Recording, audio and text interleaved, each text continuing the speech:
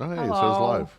It says live in the corner. It says What do you know? live in the corner. It does top corner there, but no one's watching. So, or are they watching? They'll probably watch Well, later on. there is a delay. That's me in the corner, indicating I'm live. That's me in the spotlight. Losing my religion. religion. That sounds like that's a Simpsons commentator. That's right, Kent. I watched a what was it now? What was I watching? I was watching a Vox. Porn. I was watching a Vox film, a little short thing about EVs, EV batteries last night, and they were talking to this guy who's like the CEO of Ford. I think I know where this is going. And Go on. like just the way the interview is being shown, but we're fine, we got all sorts of things that they got. This could be an SNL skit, and then they cut back to him and says, "Actually, you know what? He looks a lot like Chris Farley." And I Google him, and he's the cousin of Chris Farley, Good Joe gravy. Farley. Joe Wow. Farley is the CEO of Ford. So, What?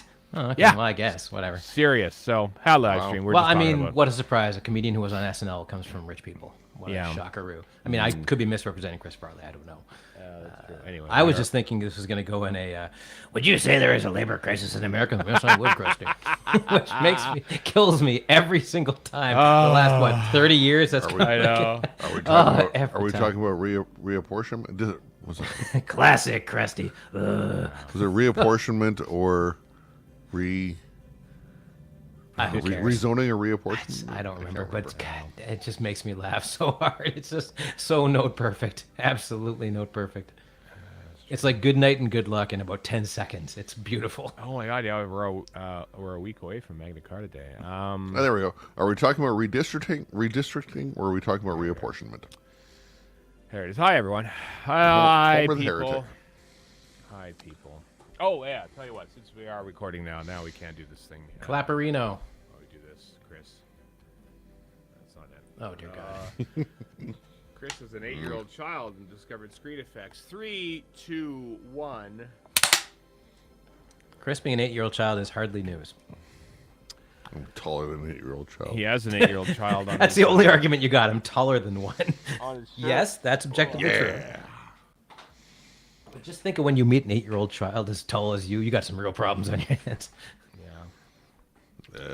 Yeah, that's probably. That is an angry young probably child. true. Why am I a mutant? There's Cat. Hi there, Cat. How about that USA cricket, Madeline Kay, trying to curry favor? I saw that they beat Pakistan in their World Cup T20. match. That sounds like a spoof headline. I know it's not, but No, it was- anybody beating Pakistan seems unlikely. It's in cricket. It was quite a thing, And then I think Canada beat Ireland, which apparently is also slightly unprecedented. Not as unprecedented, But as still. USA, but yeah, I've been watching that a little bit. And then somebody else beat somebody. Somebody beat New Zealand, I thought, but I can't remember who did. I just Who beat assume New Zealand? Who beat New Zealand? Did somebody? No, Afghanistan beat New Zealand. I think that's what it was, which is also unprecedented. I just assume anybody colonized by Britain or anybody derived from Britain is going to kick your butt when it comes to cricket. Yeah, well, Or Britain and itself. Well, then they've let in these other nations now during cricket. They've expanded the field slightly, so it was like, oh, how's this gonna go? And it's going all right so far. So it's T20 though, you see. So they swing for the fences there. Well, yeah, we gotta give it your all because it's so short. Denmark, my heavens, Denmark. Welcome. Cricketless Denmark at that. I've never been to Denmark, but I'd love to go to Denmark. I've been to Finland, I've been to Sweden, but I've never been to Denmark. Apparently, the king of Denmark was attacked or something the other day. Prime Minister. Yeah. That Prime king. Minister. yeah. I've been to Paradise, but I've never been to me. The ultimate AM radio song. I've never heard Thanks, that Carly song. Simon or whoever did that. No, it's not Carly Simon, it's somebody else. It was like a one-hit wonder. Carly Simon. More than a Way-o. one-hit wonder. Not that I'm her biggest defender or anything, but Way-o. she was a big deal at the time. She sang the greatest James Bond theme ever. That is, inarguable. Inarguable. Yeah. Spyfall? How dare you? No, the Madonna one, which I can't remember the Nobody name of. does it better. Nobody does it better. Well, Makes me feel sad for the rest. The Paul McCartney one's pretty damn good too. Best but one is from Garbage. The world is not enough. I disagree. Just you're showing you're flying your '90s 20-year-old colors there. Just but- saying, you just stay right in that little pocket. Like, I understand. Who's your favorite but you're wrong. James Bond? Well, It depends on which Pierce- Pierce Brosnan Pierce movie you're Brosnan. talking about. No, Roger Moore. Pierce Brosnan is legitimately my favorite James Bond. Is he really? I also my don't favorite. like James Bond.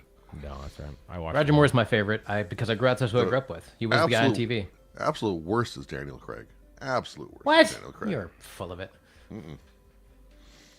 Blood, Bond, not blood, blood. Blasphemy time here. Dalton is great. Dalton is Dalton's great. underrated. Living Man, Daylights. totally- Living Daylights is actually quite good. The Living movies Daylights is aren't super good. fun. The movies are low budget, and they No, don't. Living Daylights is fun. Yeah, it's all right. It is.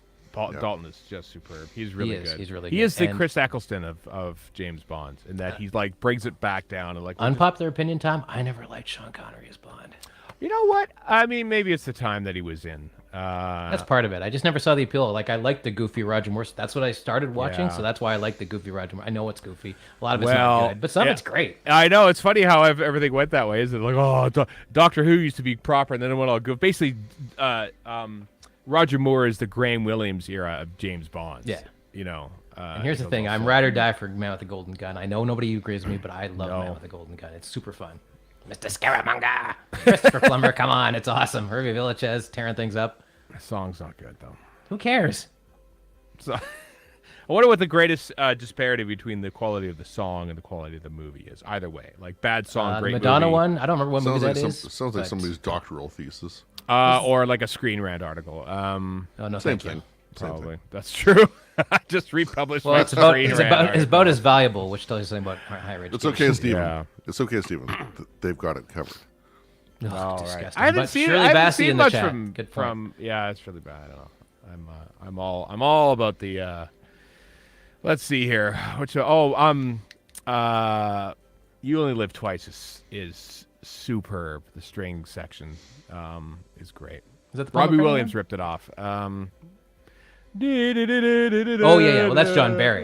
John Barry is the man. Like John Barry's stuff is Dance of Wolves, Out of Africa. Name a band. The Black Hole. Oh, that's right. He did the Black Battle Hole. Beyond the Stars. The man would do anything for a sandwich and $2, and That's my true. God, he gave it his all every time. Battle Beyond the Stars has a far better score than it deserves. God, that's Or not Battle that's Beyond what. the Stars. The other one, Star Crash. That's what I want to. Oh man, this is when B movies were even B movies were made better than. Yeah, they were. They were. Black Hole movies is a today. gorgeous looking film. Like, it's not good, Oh, yeah. but it's gorgeous looking. Look at this. This is stuff you don't get on the regular episode, kids. This is why you all turn out for the live stream. Yeah, to hear my random This nonsense. nonsense right now. Yeah. We can also say fuck here. Lazenby, no! I'm- Don't do I'm that. caping for You're Lazenby. still Lazenby's a live good on Bond. YouTube. I have to flag that now, you idiot. On Her Majesty's You're right. Secret Service is great. The Propellerheads remix is super yeah. from 2000 or whatever it was. Was that one yeah. with Shirley Bassey? Something with the history No, repeating. history repeating. She did it. Yeah, but I can't remember the history of the Propellerheads one because I think they put that song out and then I don't remember that they convinced the Bond people that we could do a thing and so Yeah. do that. I don't It's a good remember the song. history of it. It's a great song. Yeah, that's I right. didn't know the propeller heads to the Bond theme. They didn't. They just kind of sampled some stuff. Yeah. Or maybe Shirley Bassey sang with them. I don't remember. She sang with them, History Yeah. Repeating, on the same album as the one album they did. Take California, etc. Yeah, exactly. The Matrix song. Yeah. Take California is a great song too because it's got Richard Nixon samples. Take California. I didn't know that. We're coming up to the anniversary of the Watergate, Warren. Oh, right. You know, We're gonna pay tribute to that in November 2024 with even worse stuff. No, I know. I'm talking about the break-in in June. You know I'll have what's to I'll have you to know what's watch coming. all the You know what's President's coming Men sooner again. though. What? Next weekend. I know. I already mentioned that. Magna Carta Day. Magna Carta Day is actually next weekend is proper actual. Which Watergate was a Magna Carta Day. tribute to somehow It was. by destroying the rule of law. It was indeed. James Bond mentioned in this episode of Doctor Who. Oh, yeah. Bringing that, steered it in there. What about Jimmy Bond from the short-lived The Lone Gunman? That's I see in the chat there that Jimmy Bond was mentioned. Jimmy Bond. Oh yeah. The Fox show, the X-Files spinoff. I have no idea. Yeah, it wasn't good. But they also predicted 9/11. Did they really? There's an episode about 7 or 8 months before 9/11 where they're on a plane that almost hits the World Trade. I'm not making this up. You can look it up in YouTube. Almost hits the World Trade Center. And then nobody cared because nobody watched The Lone Gunman. I might have even seen that episode. I recall that. I recall that being a thing. But then afterwards, people were like, well, once YouTube started up, wow, however many, 7 or 8 years later, I guess. Right. That was one of the things that kind of got passed around. All right. Is my volume down? It's down. That's down. That's off. I'm recording. That's recording. We've got 83 people 50th in anniversary of Planet of the Spiders Part 6, apparently. Today, yes. Oh, we were going to, if we had, you know what? That was my plan, wasn't it? Because we've been recording commentaries for Planet of the Spider. Oh, now that Jason mentions that, I feel like we kind of have to do it now. What, put it up with the first episode? To record the last 2 episodes of our Spiders commentary. Because that is indeed 50 years ago today. John Pertwee era ended on BBC One.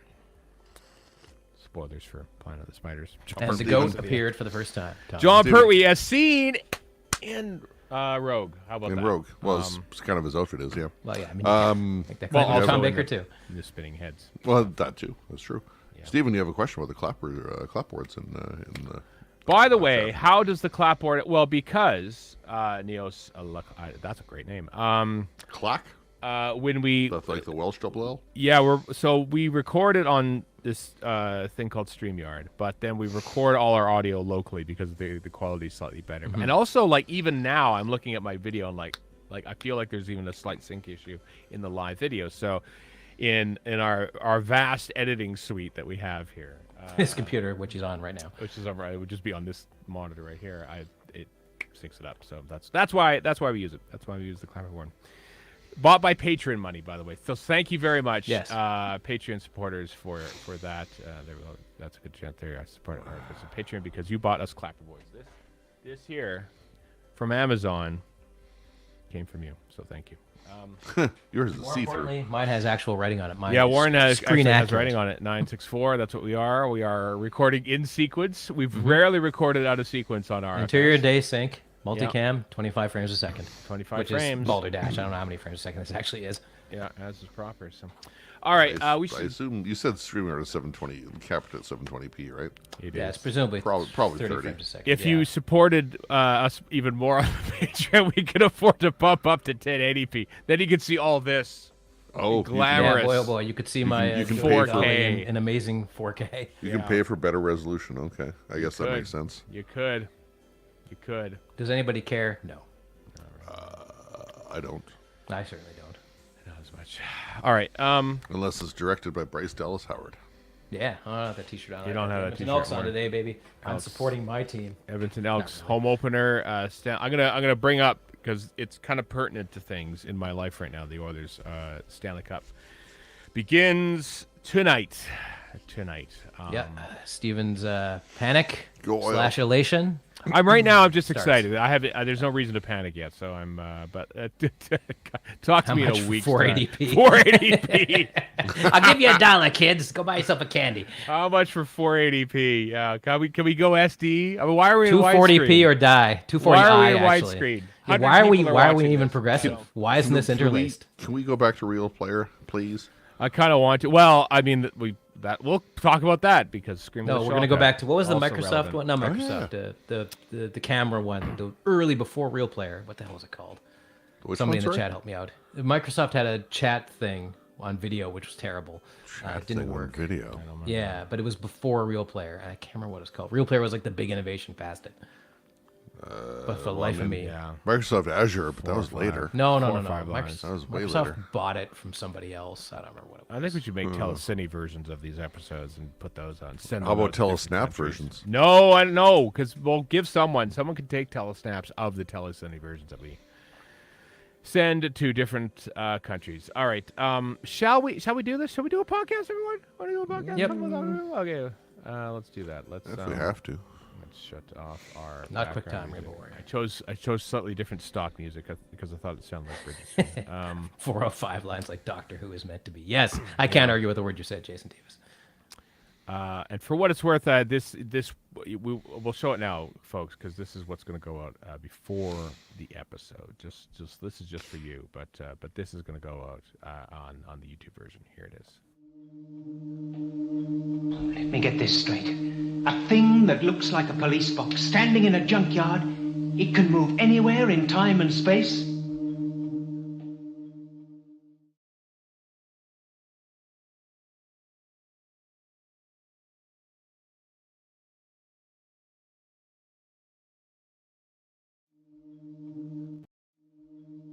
Wow. But that's what's going to go up. So that's what's at. We'll talk about that later on. I'll mention that at the beginning of the show. So there you are, because William Russell is the GOAT. All right, here we go. Let's do a podcast. Make sure I'm recording. Yes, I am. Okay. Yeah. All right. Almost 16 minutes into the. Yeah, I know we started this way too early. That's fine. That's fine. All right. That's fine. You got the clapperboard stuff, so you're set. That's right. All right. 3, 2, 1. Hello, everyone. Welcome to Radio Free Skaro, episode number 964. I am Stephen Edmonton. Warren in Vancouver. Dan Crescent Edmonton. We are here to talk about Doctor Who, Season 1, Episode 6, Rogue.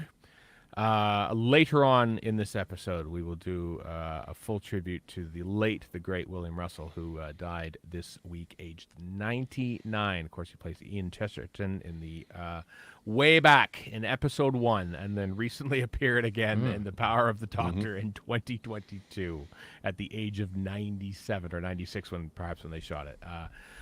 Yeah, so we'll talk about that later on. First, I do want to mention, because those of you watching on YouTube, you can see us for one, and B, you can see that I've been wearing Oilers jerseys for most of the course of this run of Doctor Who, because the Oilers have been in the playoffs. Warren's got the Elks jersey for the local football team. I just have Ralph Wiggum as a Mountie. That's true. The last time the Oilers won the Stanley Cup was in 1990. The last time they were in the Stanley Cup final was 2006, which they lost in 7 games. And Carolina. Shortly after that, in August of 2006, this podcast was born. Warren and I finally started it after like months of talking about it. Piddling around, I think, is the term you're looking for. Yeah. And so, and now I'm lucky enough to work for the Oilers, and that I do video replay at Oilers games, and it's my dream job. And now everything is coming together, so much so that Game 1 is tonight. It's in Florida. Game 3 and 4 are in Edmonton next Thursday and Saturday. So my mind might be distracted for that one. Let me tell you though, if this goes to Game 6, Game 6 is in Edmonton. The Oilers would have a chance possibly by then to either win the Stanley Cup or lose the Stanley Cup, or possibly win the Stanley Cup and lose that game and have to play in Game 7. That night will be the same night as the Doctor Who finale, literally the same time that will happen. If the Oilers win the Stanley Cup for the first time since 1990, I will be elated, exhausted, emotional. I will drunk. I will stay up all night probably, and then I would have to watch a Doctor Who episode on top of that. That's the finale of the entire season, and come up with some pensées about it as well. Yeah. If the Oilers won the cup, I assume you're gonna go to YouTube or something and watch the last game of the 1990 series. I won't need to. I've already done that many times. I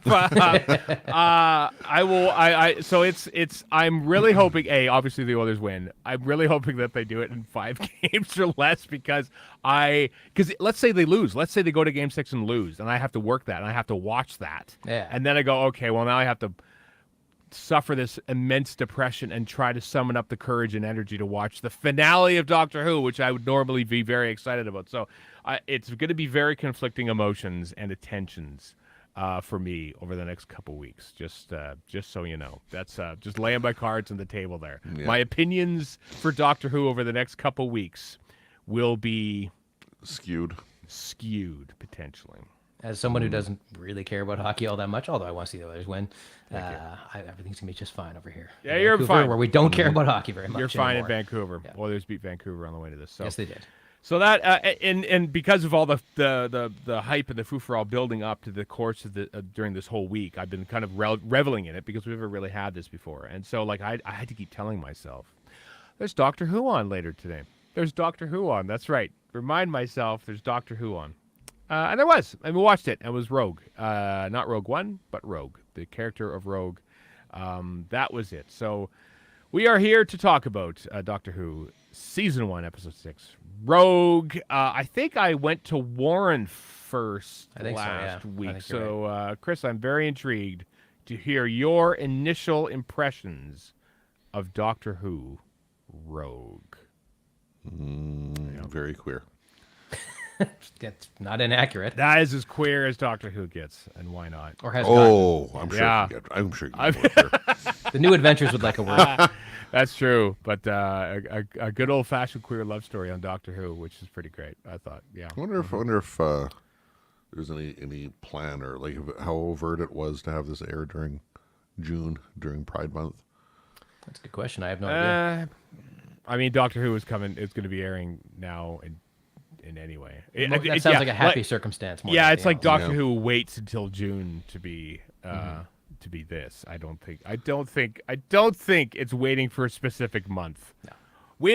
When's straight Pride Doctor Who gonna air? Good God. Damn it! Most of the 70s. Well, now that we're full on woke, yeah. It was a thing. It was good. It was good. Yeah. It was Yeah? quite good. Oh, I suspect last week, Stephen, you had said that Dot and Bubble was probably your favorite of the series so Yeah. far. I suspect this has supplanted that. I know it has for me. no, I like Dot and Bubble. I like Dot and Still Bubble. prefer Dot and Bubble. Still for Dot and Bubble. I think this has overtaken Boom as my favorites. Oh wow, nice. You'll notice the top two are the non-RTD scripts. But The Chris agenda. Yeah. So basically, the best that Legend of Ruby Sunday and Empire of Death could do is third or fourth. It's already like been. Well, started. I'm not You've gonna say graded that. it on a curve. It's You're the French prophesized. judge at Yeah. this figure skating at the Olympics. Again. That one's gonna. Oh, top no. those. Yeah. only a 7 from the Russian judge. Right.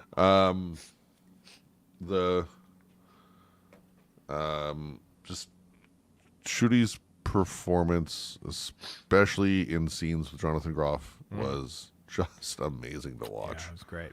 Just simply amazing, and I'm sure we'll talk about more of that later. But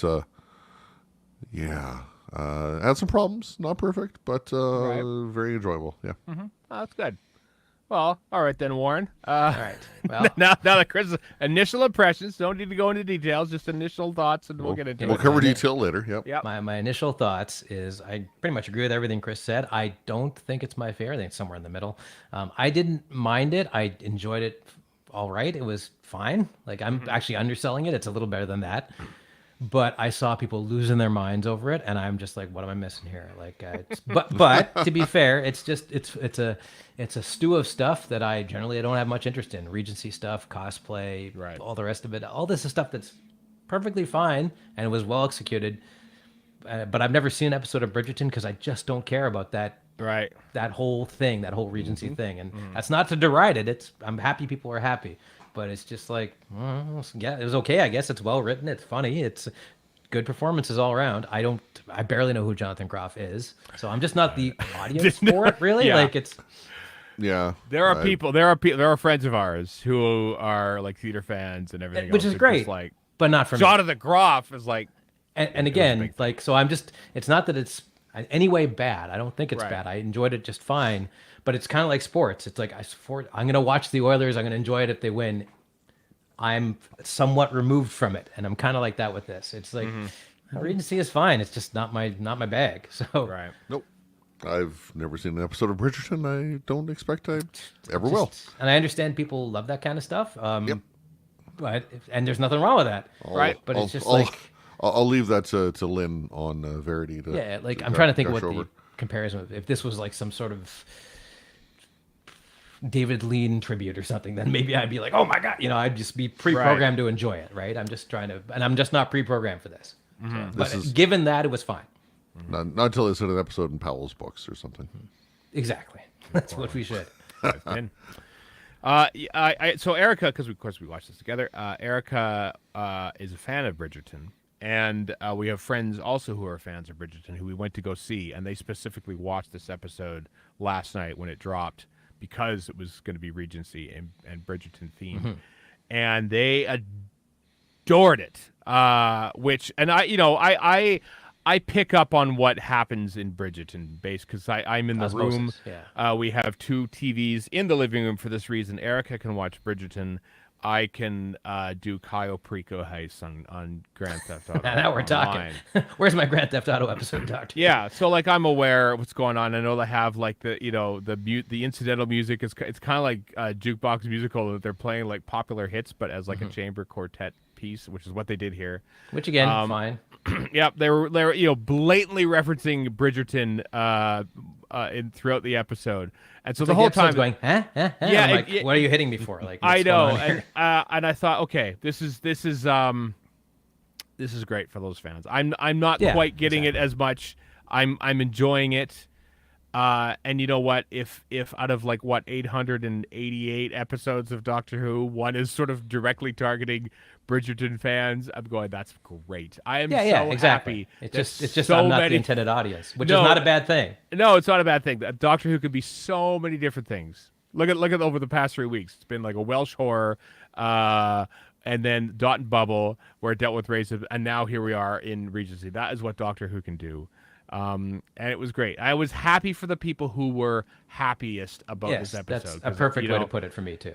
And I enjoyed it. And I'm thinking the whole time, going, you know what? If I want an action, Earthshock is always there. I can always go watch it. Any number of different things I could watch. Yeah, I could always. Yeah, exactly.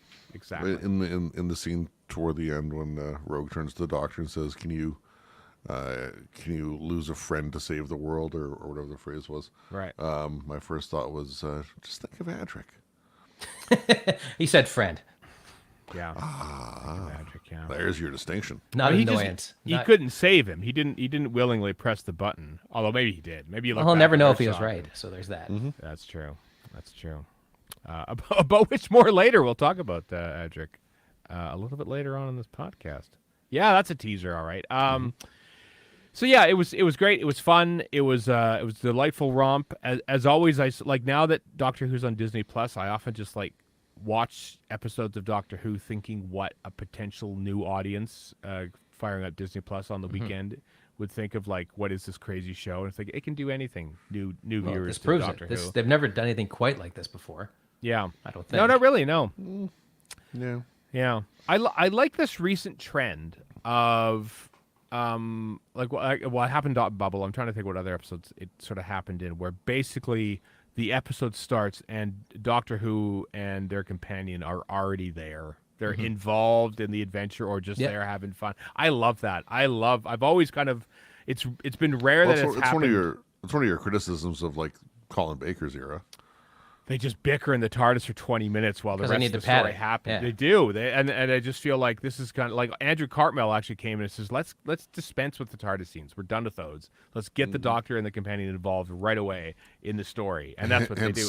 And season 26, you see the TARDIS for 30 seconds. It's tiny. Exactly. Yeah. Also, it's also run down and ramshackle, but yeah. Happy to see a lack of explanation again about costumes. It's just in costume. He's got a wig or he doesn't. Who cares? Whatever. It was great. I mean, why wouldn't you? Why wouldn't you show up in costume? In Devil's Court, also directed by the same director, Ben Chessel. Yeah. The Doctor mentions having a whole series of wigs. So They do. Yeah. It was the wig agenda is. Well, I mean, everybody else in that gathering has got a wig too.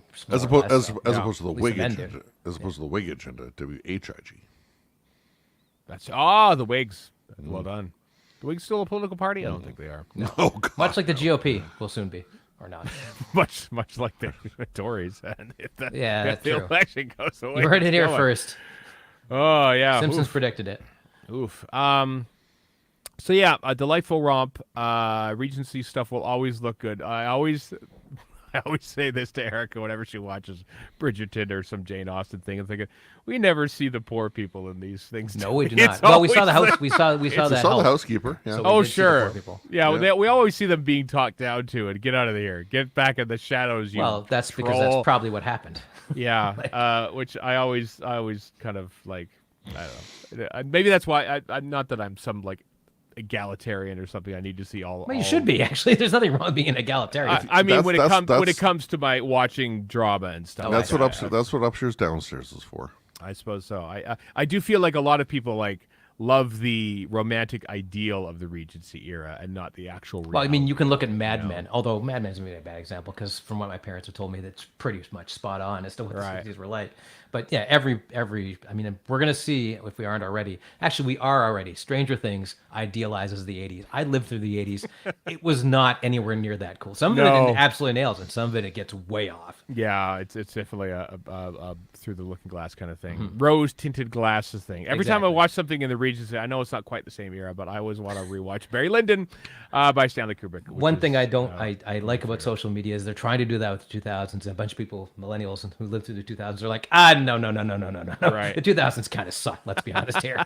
It did a lot, actually. So, but yes, yeah. There's a queer romance going on with Doctor Who and Rogue in this episode, which is pretty cool. That's a first. But the thing that It's not a first. It's a queer romance for Doctor Who.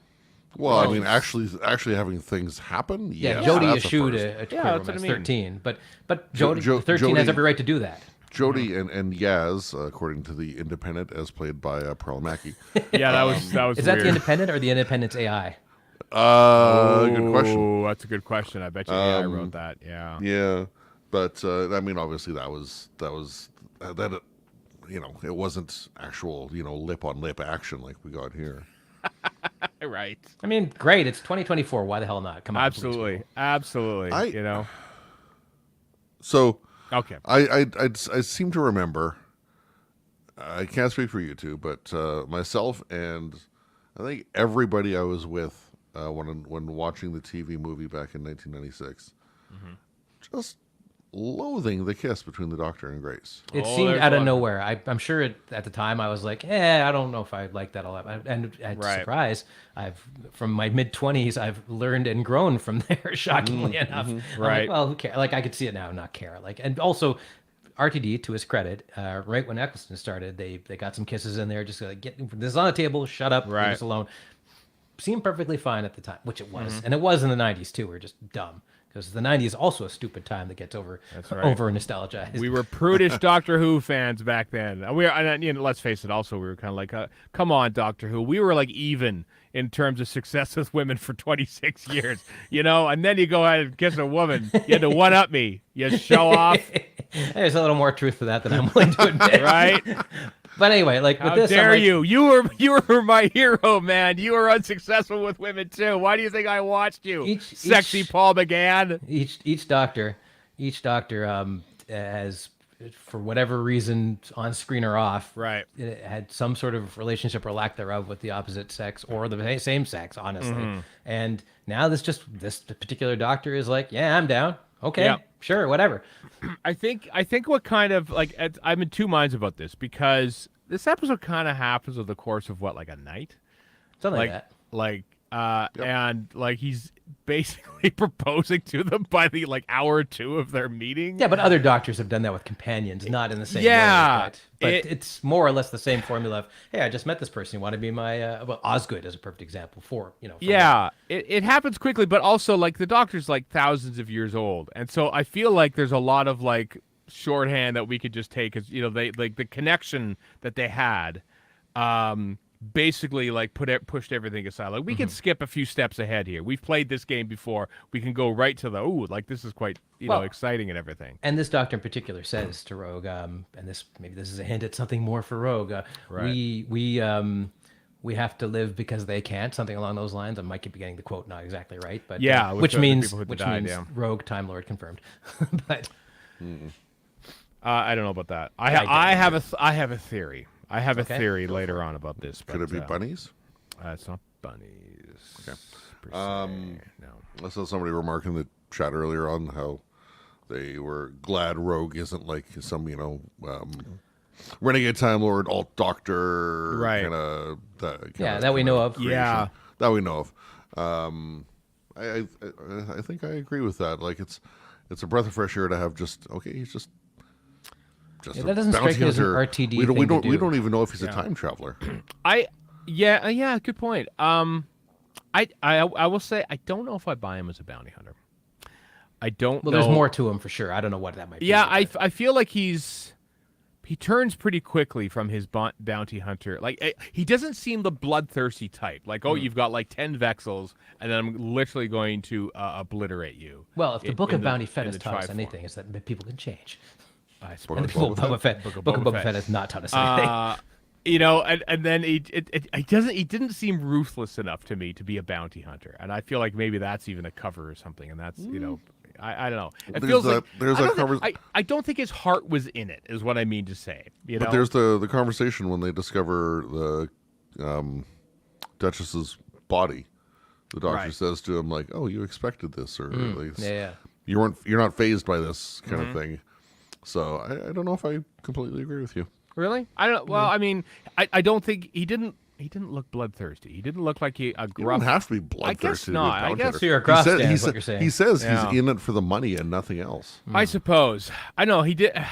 I know. I thought his turn from "I'm a ruthless bounty hunter in it for the money" to "I love this guy and I'm going to propose to him in the middle of a dance floor" happened pretty That's quickly. not a. Did you misconstrue the proposal? He didn't propose. No, I think he was doing it for the scandal aspect of it all. But at Yeah, the end, the doctor because is like he- thinking, "I'm going to take that ring and put it on the pinky," Which is a nice scene. Oh yeah, for sure. The doctor is now Mr. Fusus. The proposal was just him freaking out. He didn't know what else to do. So that's true. Because the doctor says to him, "Just say anything," and he says nothing. He just gets down on one knee. So Right. yeah. So it is for the scandal. It was a ruse, I know that, but I think there was some genuine intention behind it. I don't know. Well, there can be more to it metatextually, too. Yeah. Right? So. Yeah, I suppose so. Yeah. But apart from that, I thought it was lovely and sweet and stuff. And, you know, everyone, because he's Jonathan Groff's American, and the character of Rogue is not entirely dissimilar to the introduction of Captain Jack, and a lot of people No, were sort it of putting isn't. the Although two together. he's But probably less problematic in real life, I would assume. There has Again, I know been- nothing about Jonathan Groff, so. yeah. There's been no shortage of people on the interwebs who have talked about that comparison and how John Barrowman being as problematic as he is, this is a good way to never ever have him again. Well, also, Rogue is much like the 14th Doctor compared to the 10th, a lot more toned down. There's not as much theatricality to him as there's more Yeah. theatricality with Shooty, to be honest with you. Yeah, I mean, well, he's not as flamboyant in describing his exploits. We only know that his former companion was a Dungeons and Dragons first Which mentioned is in awesome. Dungeons and Dragons in Doctor Who. I thought, I'm like, am I seeing that right? Is this for real? Okay. Yeah, with dice there. Erica wanted us to pause at the dice because she wanted to see what the type of dice. I you immediately wanted thought that to too. myself, man, this is aimed specifically at Erica, the Regency and Dungeons and Dragons. I know there was I just think this is perfect. As that was happening, going, or shock. There's Cybermen blowing up things. It's there for me, waiting. If I want to go back to that, it's gonna be great. It's gonna be fine. Azric will live this time. It's okay. Patrick lives this time. Yeah. What else before we get to Chris's notes as talking points? Did you take notes, Chris? I'm just assuming that Dave. Well, we could go to the Grant did. Gate. The what now? Oh, so yeah, so there's multiple doctors happening in here. In the scene. I remember seeing the scene in there when in the trailer. You see the David Tennant head above there. Yeah, we But came up with a kinda- bunch of dumb theories. I was right again. Oh, I assumed that too. I just thought they probably scanned him, and then here's what his past theory is, and so they had the Tenet one which is fine. That's unspoilery because we've already had Tenet come back again, so that's all fine. But then other heads start circling around in So- random order. Yeah, fairly random. So I made a list in order. If you want me to just run it down. If you want, sure. Sure. I just before you do that, I read an article in TV Insider this morning with Kate Redman, one half of the writing duo of this, and the script said all the past doctors come in there, and they never specified what order in the script. They just said all the past. So whatever order happened was in the eyes of either the director or the editor or Russell Or the Davies VFX person himself. or whatever. Yeah. So I don't know who it was who decided to throw in Did you- Richard E. Grant in there, Yeah. but Richard E. Grant as the Shelka Shelka Doctor. He's For canon those- now. Yeah, for those of you who don't know, Scream of the Shelka in 2003, early 2003, was greenlit to be the next wave of the next The next incarnation of incarnation the series. of Doctor Who because Now he Doctor Who was. it was There's- never coming back on TV. So why don't we just make some real player web comic episodes of Doctor Who? Flash, Which we could do technically. thing. Flash, Just yeah, did that. very very early days for that. And Richard E. Grant was cast as the voice of this new Doctor, and he never regenerated from Paul McGann or anything like that. And And was the official canonical Was- Ninth Doctor. the official when they planned it, it was all official. And then as they were literally wrapping up production of that, it was going to go out in November for the 40th anniversary of Doctor Who. they greenlit a new series of Doctor Who on TV, and Russell T Davies, literally his first thing when he did that is phone Paul Cornell or email or maybe in those days, and said, "I'm sorry, I'm really sorry, but they're bringing back Doctor Who." So you're screaming the Shulkins thing. It's like, okay, burying the lead there, Russell. Doctor Who's coming back to TV, and I'm wondering. But I mean, at least Paul wrote for that first series at least, so I'm sure that cushioned the blow. That's true. If there was a blow at all. That's true, and I know that Brian E. Redmond is friends with Paul Cornell, and I'm wondering if the Richard E. Grant thing is a specific hat tip to him and Scream of the Shulka. Or if that's RTD going, put in Richard E. Grant in there. Because notice that it's old. It's like current day Richard E. Grant. Looking at it like he did as the Great Intelligence in Matt Smith's time in Doctor Who. And let me just give you a behind the scenes peek here. I had no idea who that was. I actually texted a shot of it off my phone to Steven saying, "Is this the Villiard?" Like, because I couldn't really tell who it was. There were people who thought it was Michael Jaston. Yeah, I was like, "Is this the Villiard or some other doctor we've never heard of?" And he was like, and then when you said Richard Grant, I'm like, or at first I thought it might have been like a really badly coupled together AI-ish Christopher Galaxy, right? And then his head shows up like about 7 heads later or whatever it is. So I was like, "Oh, it can't be that." So who the hell is this? As Kitty Beth points out in the chat there, don't forget that one of the writers wrote the episode of Loki with Richard E. Grant. Kate Herron is the showrunner for Loki. Yeah, that's right. Looker, yeah. So. Yeah, that was. I liked that they put them in random order. Seemingly, and Joe Martin's in there, which exactly. So that like. So I'm gonna jump in here.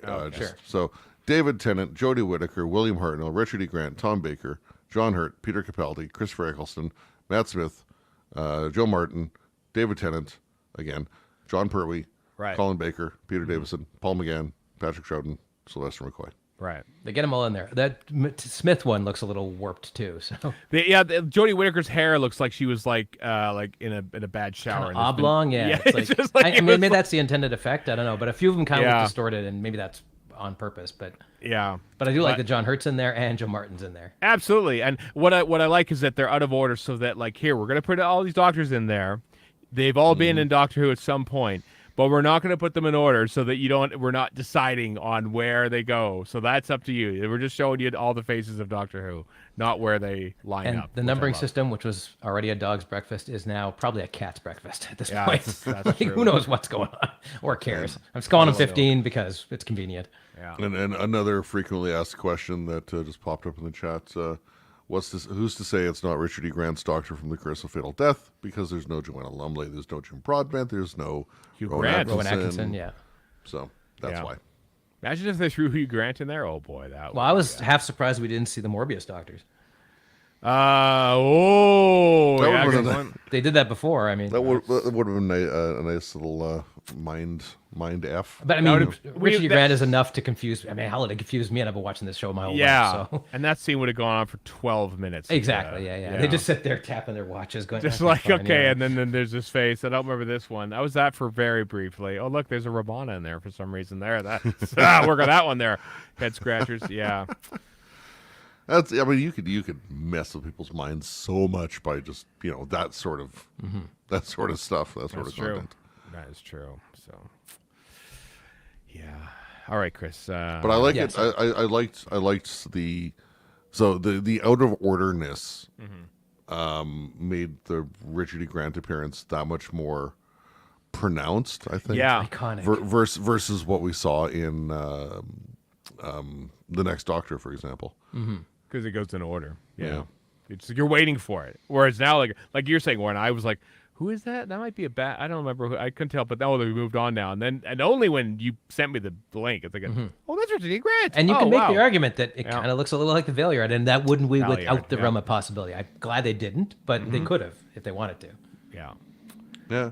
I mean, why not have Michael Jaston in there? Especially since he passed away not that long ago. Again, that'd be a good little tribute. Same reason we said don't put brought the the other Villiard ones in. back You're that gonna, way. You're going to sneak one in, just make it Richard E. Grant. What the hell? Exactly. It's proper actual Doctor Who. Yeah. Because again, he was the canonical Ninth Doctor until the series got rebooted. Right. Now he's 8.5 or something. I don't know. Yeah, we don't. That's the War Doctors. No, yeah, so he's the REG Doctor officially. 3/4 or 1/4? I don't. There's no reason for me to Just my mind like so- That's like Harry ooh, Potter ooh. train station doctor at this point. The Like, art- you just like So Richard E. Grant, the REG doctor, as you got say, it, yeah. REG for Regency. Somebody also made a good point in the chat. I miss Peter Cushing. They're absolutely right. This is Cushing erasure. they have no rights. They have no rights to it. They could have just taken the sterling digital double that they used in Rogue One and put it in there. Excellent. Rogue One has a very fake looking Peter Cushing in it. Anyway, Yes, it does. I I don't hate it, never though. minded the Carrie Fisher in there though. oh no, I That's hated even the more Carrie- fake? Everyone's like, "Oh, the Carrie Fisher is so much worse," but No, it it's is. fine with I Carrie couldn't. Fisher in Oh, there. the ending of that movie. Oh, the ending of that movie. I like the ending of the movie, but The ending No, I of the hate ending it. of the movie It's is, pretty CG. is fantastic. Like, I agree. like I'm with Chris going on that. straight into Oh, episode I know what 4. it's doing. I know what it's doing. It's not. it's talking very about well Rogue One. executed. Whether you like it or not, it is very well executed. really Fantastic. don't. And Vader just through the smoke and just being a badass and killing all the squatties. Like, yeah. And after only seeing him be wussy boy Anakin, that was a nice shot of Vader classic. Yeah. Anyway, Rogue One's that's not what we're talking about. Rogue One's the best of the new movies. I hate it. Best of the new movies. It's no Last Jedi. Hated the end of Rogue One.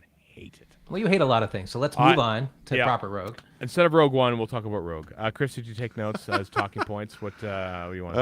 Yeah, of course. I took some. We've already covered some off, but I'll see what I got left here. All right, what we got? Psychic earrings, because why not? And then later on we Look at have Battle Mode. we have Nshuti's first use of psychic paper. We haven't seen that since Jodie's era. All right.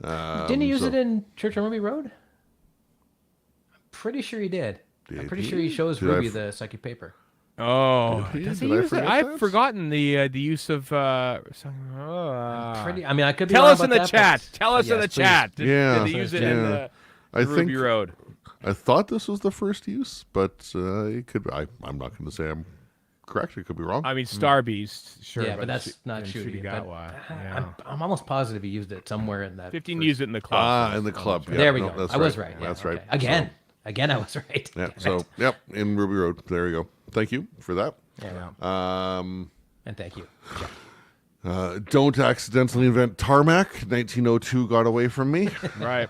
Great line. Who did invent tarmac, by the way? Cat looked it up. Some I forget the name, but some Welshman in 1902. I like to think he Tarmac. had to go to a 1902 version of one of those boring conferences I have to go cover, and he just Tarmac, wreaked that's right. havoc. Let's talk about different types of tarmac. If she's still in the chat and watching, I'll ask Kat to throw the name in the chat. she looked it up last night. Yeah. We were gonna look it up. We forgot. Maybe there was an awful person, an awful Welshman. I mean, Is how there can any other be kind? How can there be awful Welshmen? How can there? They're all so sweet. They're all Just like Stefan Powell. Stefan- I was waiting for the Powell agenda. Here we are. Sidebar. Stephen Powell's work experience segment thing from Unleashed. Right. The suit he put on was so very reminiscent of the color scheme from Colin Baker's outfit. In my mind, no blues or there's no blues or whatever, but it was it was there still were no very blues in very, Colin very Baker's reminiscent to me outfit of Colin Baker's outfit. Oh, really? Oh, well. But like nice. And I was mildly cohesive. surprised that they didn't actually include him in a scene. To be honest, I thought that's what they were building up to. Like he would be one of the extras in the background, but he never was. It was weird. I did. Maybe he was and we didn't notice.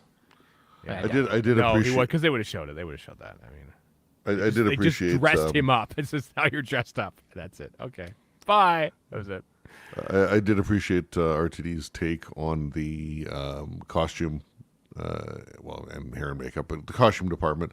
Because like the BBC obviously has no shortage of, even though they said they hired out the costumes, whatever.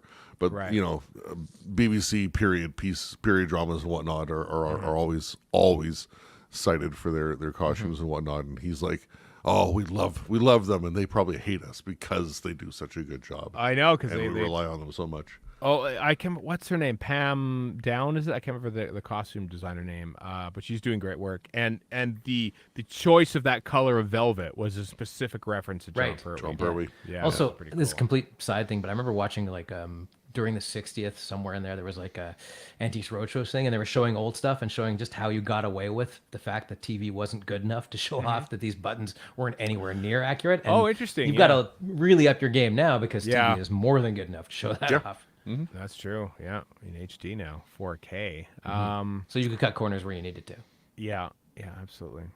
And also, Stephen Powell's Haribo agenda was legendary. Unacceptable. Your Haribo agenda is somewhat less than legendary. Yeah, he never got them. He never got them. He never got his Haribo. I do like them smack talking Tom Hardy. And it turns out his solution wasn't any good. That's true. Yeah, we're talking about Doctor Who Unleashed there. The ways to get through night shoots. I was mildly surprised. They shot like 3 weeks of night shoots for this, but they did it in like mid to late May. Like in England, like the sun, like here in Edmonton, the sun isn't setting until like 11 and rising at like 5 or something like that. Like the night is not long if you're shooting night shoots in mid to late May. Well, you're practically in the Arctic, so there's part of that.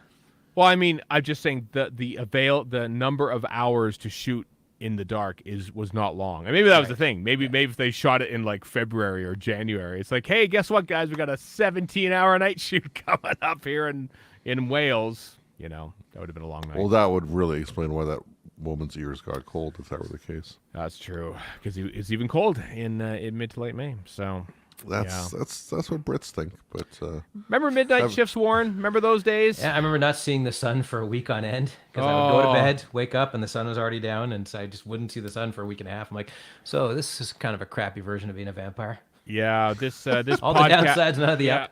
This podcast, incidentally, for those who don't know, were born out of midnight shifts that Warren and I worked at in Teletoon in the early 2000s. Blabbing endlessly about Doctor Who and figuring, well, we can definitely get an hour out of this. Right, because Caillou's airing right there at 4:30 in the morning for us. We got to do something to keep ourselves sane. Also, much like now, annoying everyone around us. Yeah, Doctor Who talk. For those of you who have never worked a midnight shift, it's hell. It was hell.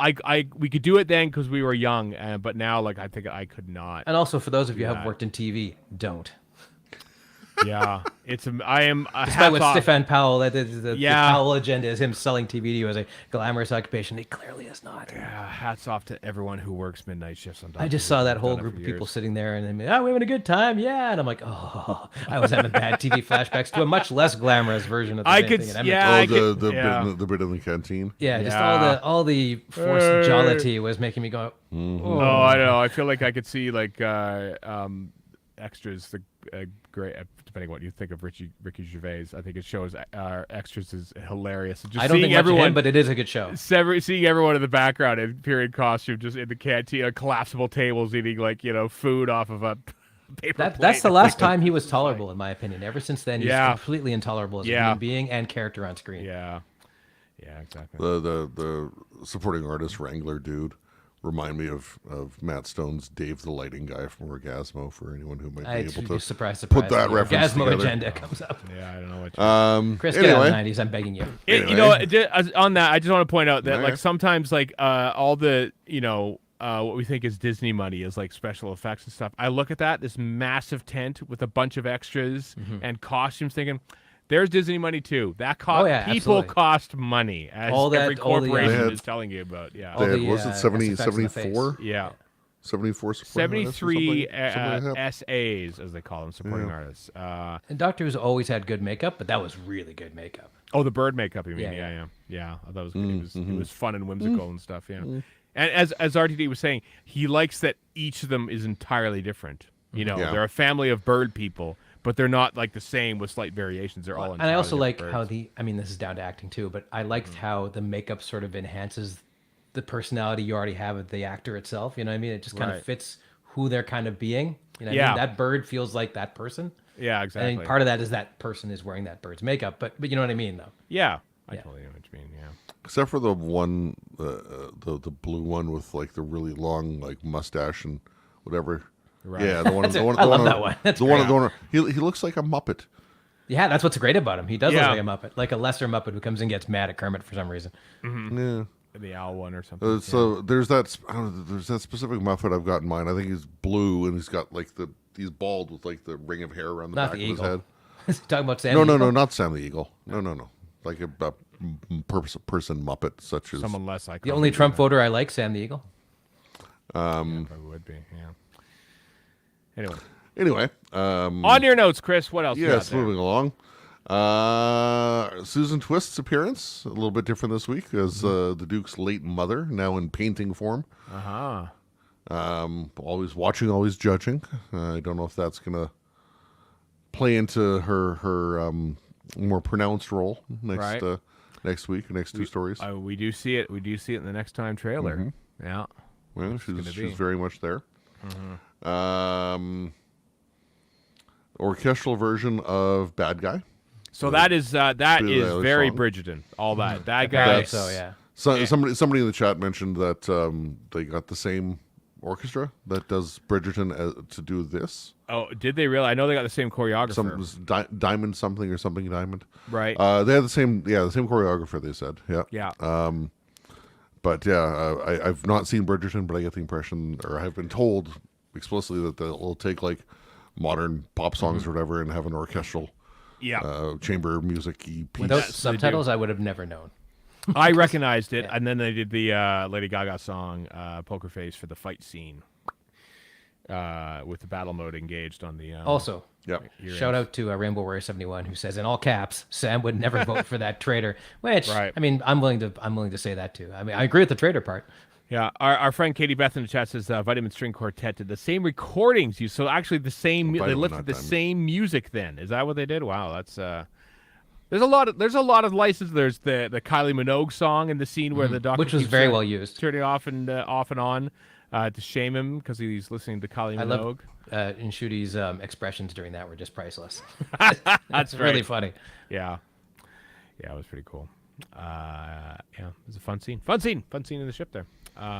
It was, which was an interesting looking ship with like a little almost TARDIS-esque console in the center of it. Very pleased D&D apparently. Hexagonal. Wasn't. I think it was. Or looked octagonal. Was it octagonal? Yeah, I think it was octagonal. Yeah. But yeah, I'll jump to that part then. Yeah. So yeah, the Doctor toying with Rogue while Kylie plays, starting the music back up. His facial expressions. His faux disappointment when Rogue shuts the music off, only to turn it right back on. And most charmingly when he's just like head down, eyes up, just mouthing the words of mouthing the lyrics to Rogue. It's just we don't deserve him. No, we do. He is ours. We own him for the next 2 to 3 seasons. He's ours. No, he's gonna show up in something else, I'm sure. Yeah. I did enjoy the flirting, literally from the get-go. Right. Just the Doctor, just Rogue. Yeah. And high quality flirting. Rude, and you fast mover, and it's just something like that is gonna always go one of two ways. It falls flat on his face, or it works like a frickin' charm. And this is definitely the latter here. Yeah. They had chemistry. They went to a Beyonce concert during the shooting of this. Jonathan Groff took Shooty Gatwa to a Beyonce concert in Wales, which in itself sounds like Beyonce went to Wales. What? But of course she did. I'm sure there's plenty of Beyonce fans there. You know, and they obviously loved him because when they went to New York for the they went and saw his play. They went and saw his play. And also, I may have said this before, but when Beyonce was here, I live a block from where she was playing, and I walked through, and the crowd was old, young, every background.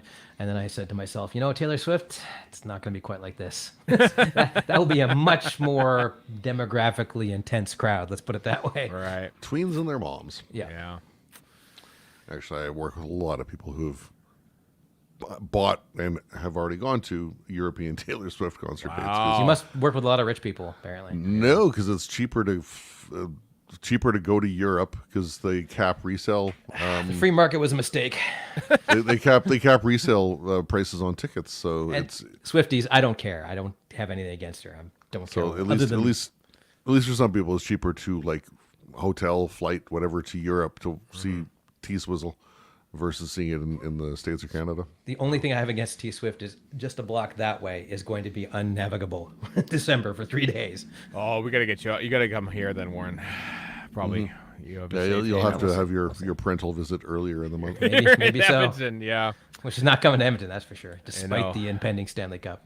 Yeah, exactly.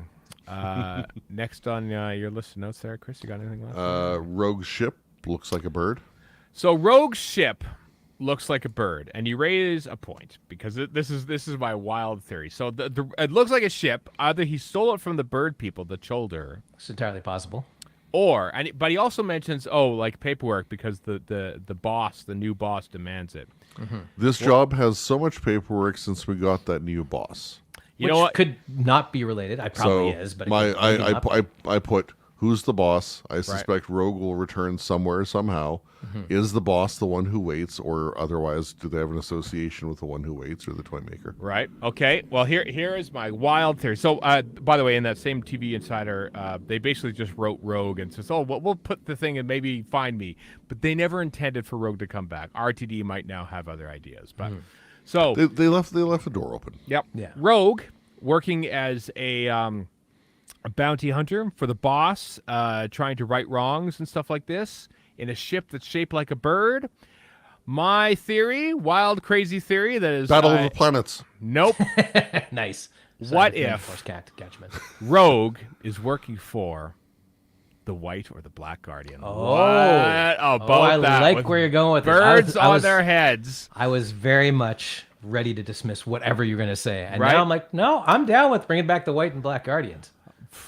They're a kind of fantastical, magical sort of thing. Maybe they're involved in the pantheon of gods or something like that. Maybe That they're makes at a the lot top. more sense than the other crazy stuff I've seen thrown around. I know, Aren't they like technically higher than gods? Yeah, they control the universe basically. They do. right? They kinda The two of do. them, they bring balance to the Force. One's Sith, and Yeah. one is not. One's the Jedi, basically.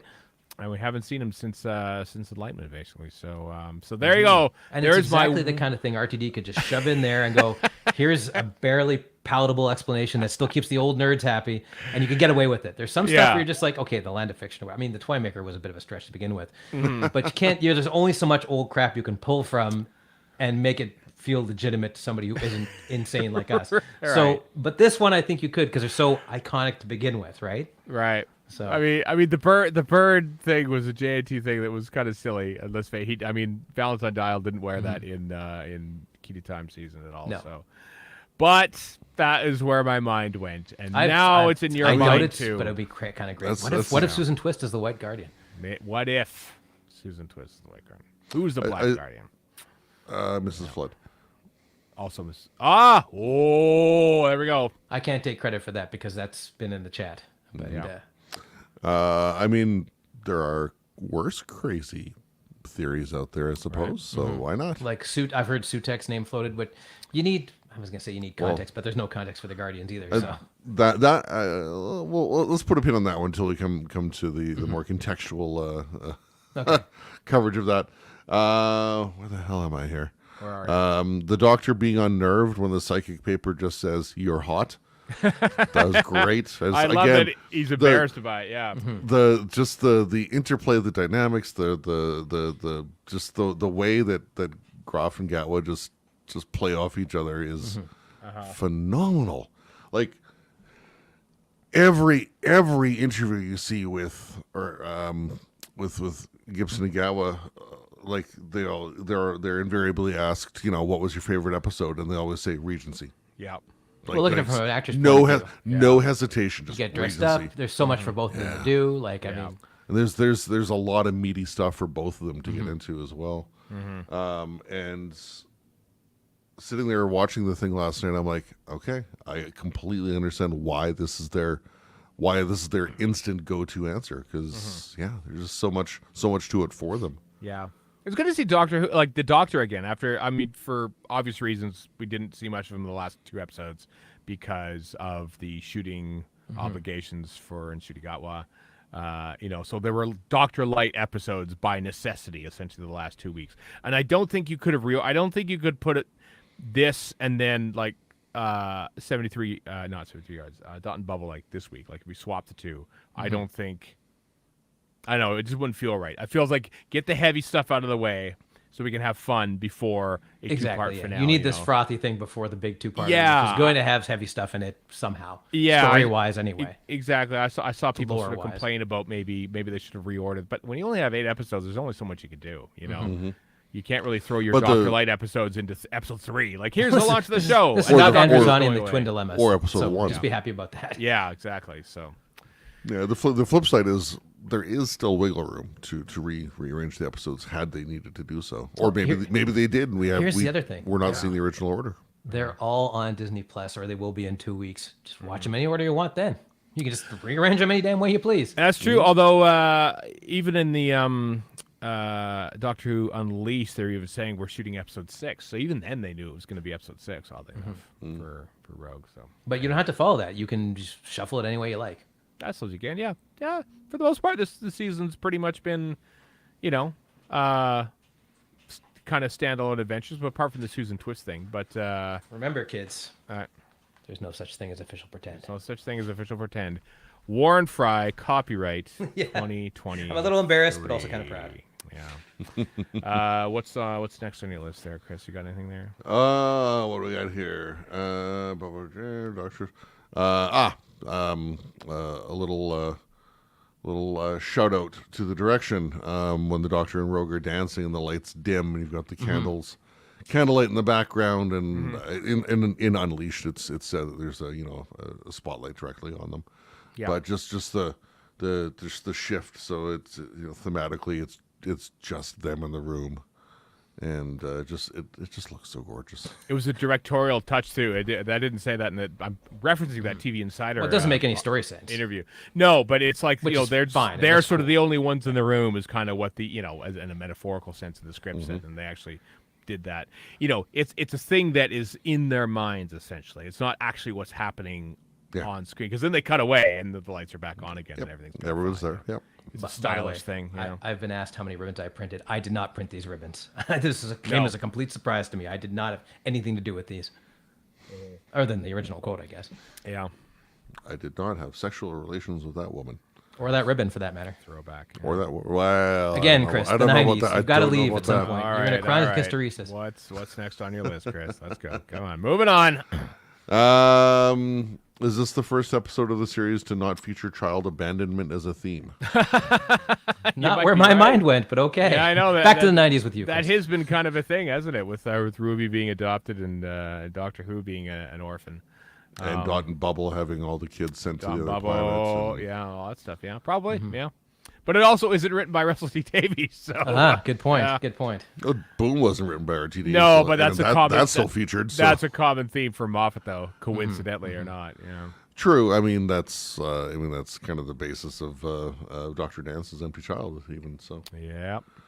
Empty Child, Dr. Dance's rather. Rogue flipping the script on the Doctor by getting on one knee to propose. We already talked about that somewhat, but yeah, it's just him just not knowing what else to do, and so That's true. So doing he, that, and the Doctor, the Doctor's that was just, man, I could probably watch every single scene that Ncuti Gatwa is in this story, and just like, I don't know, just plots over how fantastic He's real the good job at this. He does. He is He's good. really good. I mean, not to you take can- away from any other Doctor, but he's real good at this. Yeah. You could see why they cast him. You could see why why they had another. I wonder who that other actor they had in mind before Ncuti Gatwa. Chris Marshall. Chris Marshall. Chris Marshall. He just keeps coming back. They didn't invite Yeah. him. He just keeps coming back. Patterson Joseph. Who he snatched it from because he was beaten by we were beaten by the best. And he is great. You know what? At the end of the episode, I was kind of like, when Ruby and Doctor Who meet up again. So that's the one thing I wish that they would have been together. And I know it's great for story when you split the companion and the Doctor up and they can have each separate stories. But I enjoy them together so much that we barely actually had them together in this episode at all. The interplay at the start's pretty good, though. Yeah, it was great. And then they went away, and I thought, oh yeah, they're just a fun pair. They're a fun TARDIS team. I love how she cares about him. No, we're not doing this. I'm gonna hug you. Shut up. You should take a moment even to the look mourn on this, even the look on his face when he's in the TARDIS with Rogue, and he just says, "Oh, she's my best friend."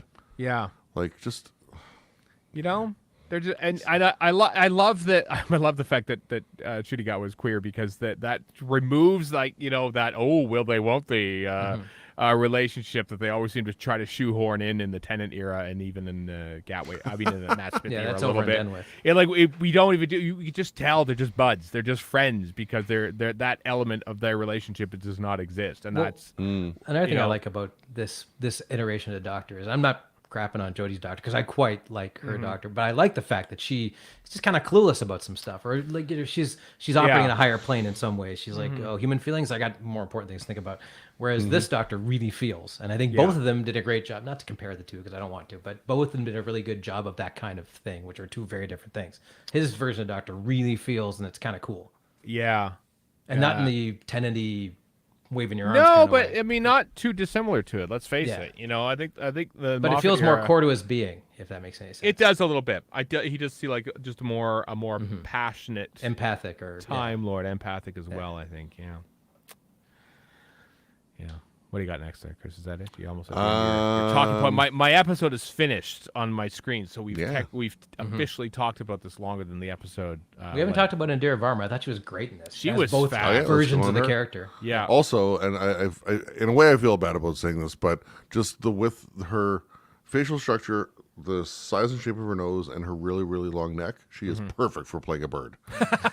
Well, that's what I meant about the different, sort of the makeup being customized more or less to the various actors. It just kind of fits the personality they're putting forth and what they actually look like. So I thought she was fantastic playing both the snobby woman and the sort of, for lack of a better term, more working class bird person, like more rough and tumble, I guess. I don't know. Well, it's like Ruby says, she's so posh. I love it. Yeah, she does great with both those, and with a pile of makeup on her face too. Yeah. I liked her remark from Unleashed about how the makeup is like just right on the skin, so there's no room for it to itch or whatever. So that probably helped. That's insane. Like I took, just out of general interest, I took like a course on that kind of stuff, and the amount of layering that goes into these things is insane. Like once you know how they do it, you're like, okay, I have even more respect for what you're doing here, because it's just at first it just looks like a bunch of essentially Lego, floppy Lego on top, and then eventually it becomes this amazing looking, fairly convincing mask. Yeah. Hello, Kieran Hyman. Thanks for joining. Yay. Why aren't you colorizing something? Come on, hurry up. Get back to work. Run. I'm normally the one that says that. Yeah, that's great. That was a good little. Also, I did like them holding hands in the classic Doctor manner. That was very nice. Yeah. Yeah. Cat remarks like because they keep running through the garden and they keep holding hands, and Cat's like, oh, I love how they're just still holding hands. Never made any sense. It's completely impractical, no matter which doctor it or whatever it is. It just doesn't make any sense to do. You're gonna hit something at some point. I mean, unless you have the identical gait as the other person. Exactly. Yeah. I mean, it looks great on screen. Don't get me wrong. I know exactly why it's there, but it doesn't make any sense. Logistically speaking. The Chulder are basically a race of toddlers whining about always wanting new toys. So I kind of love that. They're fans is what they are. I love cosplaying fans. Yeah, I love that their whole impetus is just to go through history. I mean, let's face it. If we were like, time travelers, we had the ability to go through it. They would do exactly what Doctor Who and Ruby just went. They went back in time to cosplay as Bridgerton. That's exactly what they did. Several episodes of this here podcast where you say you would use time travel, certainly the greatest invention in the history of mankind, hypothetical, to just go back and save Doctor Who episodes. Yeah, we'd waste our time on nonsense. 100%. 100%. Noble nonsense, but nonsense. Yeah, it'd be noble, but that is exactly what we would do. And then eventually you just start to thrive on the drama of it all. And then, I love that. We all know that fan. Trust me. Yeah, it's. I mean, they sort of like threw in like, oh, we could take over, and start wars with everyone who's not Brit. I think that was almost like, okay, we got to make them a little bit more than just like time meddlers, so to speak. Is what kind they wear. I don't know if that might have been just a little over the top though. Maybe a bit. Yeah. I mean, it was what the Brits were actually doing. So. There we go. And I shouldn't just single out fans. It's also everybody has that friend who likes drama for some reason. That's true. Remark in the live stream chat, the Veruca Salts of Doctor Who. I saw that, yes. Kat made the same reference to Indira Varma's character. Interesting. She's like Veruca Salt. With the very true. The character. Just myself in the 90s, I can't see that name and not think of the song. And it doesn't hurt that we have the one of the songs from Willy Wonka sung by the Doctor as well. That's true. Almost Or done one here. of the few musicals that I've enjoyed, by the way. Willy Yes. Wonka and the Chocolate Factory with Gene The Wilder. movie, you mean? Wilder. Yeah, I don't Wilder. mind it. I didn't watch it for years and years because I loved the book so much that I Yeah. didn't want anything to taint the book. And it's a decent movie. I'm never going to watch Tim Burton one.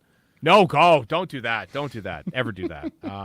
Or I'm never going to watch this new Chalamet one either, which I've No, heard is good, but I don't care. Don't do that. Don't do that either. Just I have watched the Tim Burton one. It's watchable. It's fine. Oh, it's I'm not not- Gene, like not Planet of the Gene Apes is Wilder. watchable? It's not Gene It's Wilder. not Gene Wilder. No.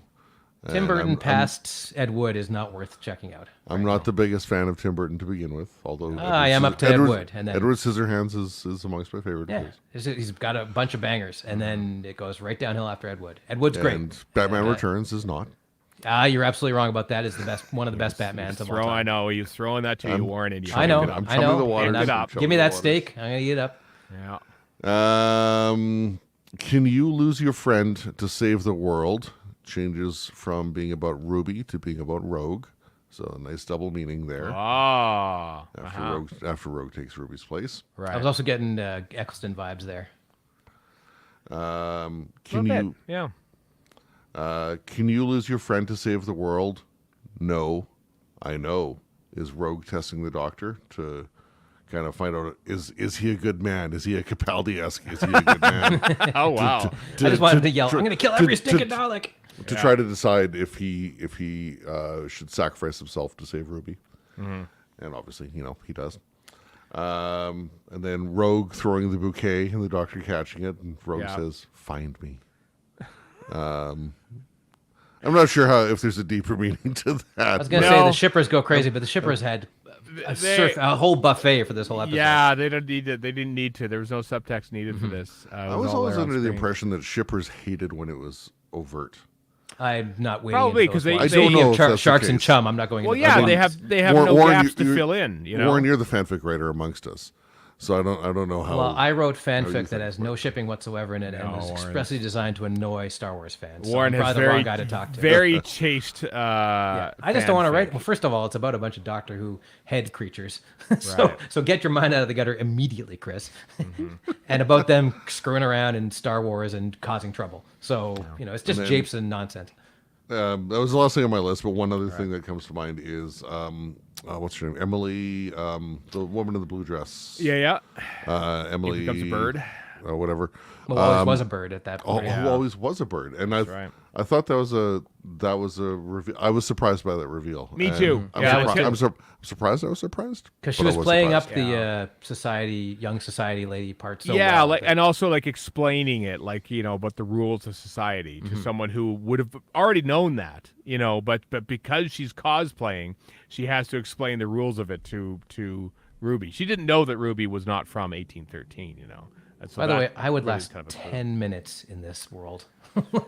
Yeah, I've often said, if I lived in in what- medieval in what- times, I'd be a what, monk like- because I could nerd out somewhere quiet. Before you'd get killed or want to Oh, I'd probably get killed or sent to war or something, yeah.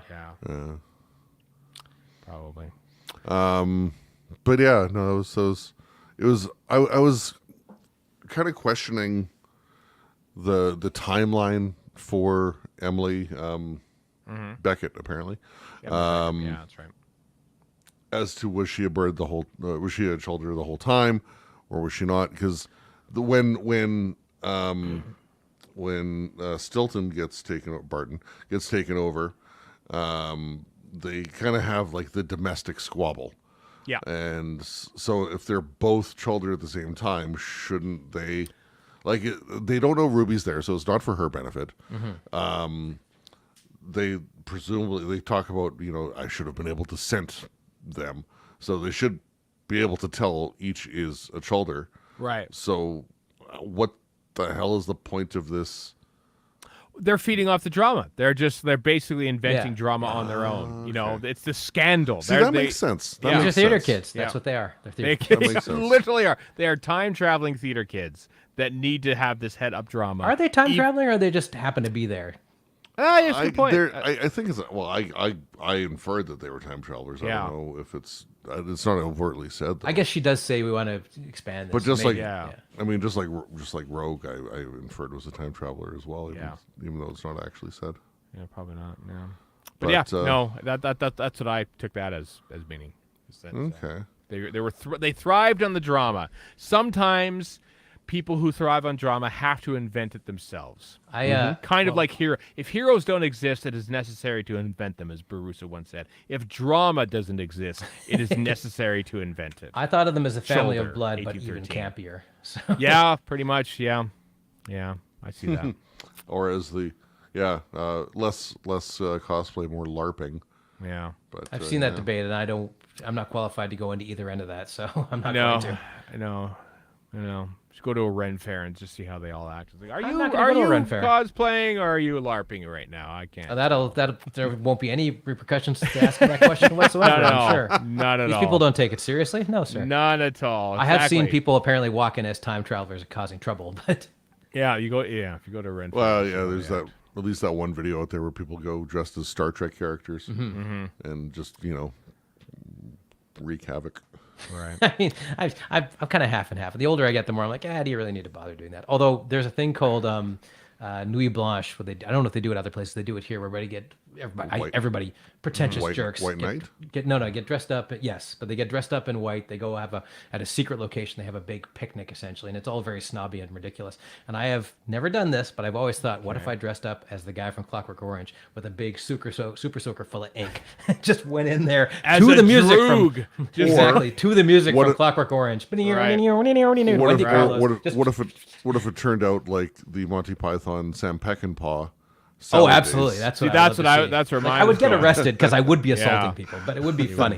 But there's also, party. because people hate it so much here, there's a thing called Ce Soir Noir, which is a bunch of East Van dirtbags who just go to a park and have a proper picnic. Yeah. Anyway, that's dumb Vancouver lore for you. That is dumb. It is very dumb, yes. Is that it for your notes then, Chris? Is that My notes are done. Yeah. okay? I think we enjoyed the episode for the most part. Warren the least of us probably. Yeah, I didn't hate it. It was fine. It just- I it wasn't- enjoyed that other people really enjoyed it. I think the moon that's my about it. favorite thing is Warren knocks over his Or microphone. break stuff. In his rage, Warren knocks over Rage. microphone in No, rage this against is Doctor This Who. is misinformation. This is That's- misinfo. You're an info war. That's exactly what's happening. So Fake news. Somebody has to be. You could buy it. It's up for sale. It's being dismantled. And it's completely reputable, as we all know. that's true. Yeah. The brand is unsullied. Is there anything else you want to mention? Because we're doing a hard tonal shift after this, so I want to make sure you're all done with your rogue and your talk and all that. Trailer gives us I would- nothing to talk about. Yeah, we might pick it up. Precious little.